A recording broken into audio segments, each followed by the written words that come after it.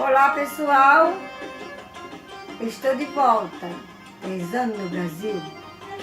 Eu desejo sorte, paz e amor para todos os meus irmãos do Axé e não do Axé.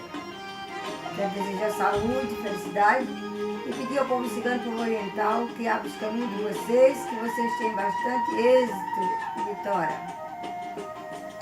Para isso eu vou falar um pouco, assim, vou ensinar alguma coisa para você falar.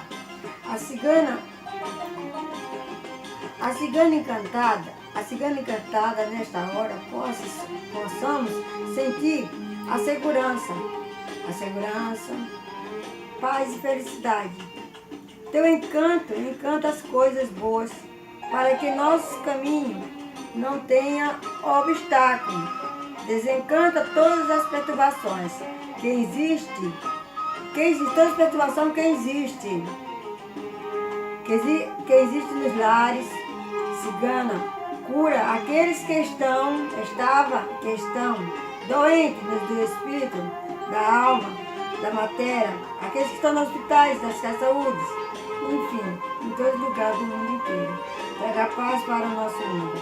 Com o poder do Pai Sol, com o poder da Mãe Terra, nós pedimos que nossos pedidos seja atendido por Santa Sara, padroeira de cigano, e Nossa Aparecida, e por todos os espíritos ciganos que viverão nesta terra, nesta corrente de fé.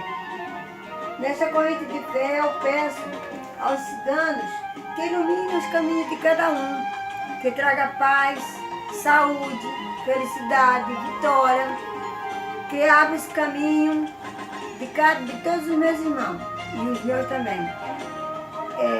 Eu desejo sorte, felicidade para cada um de vocês e que você consiga almejar tudo de bom, e que você consiga buscar o seu amor, o seu trabalho, o seu emprego. Você que é desempregado, vamos orar, vamos rezar, vamos louvar? Sou eu, a mãe Alexandra, da cigana Sarita Shankar. Buenas graças para você.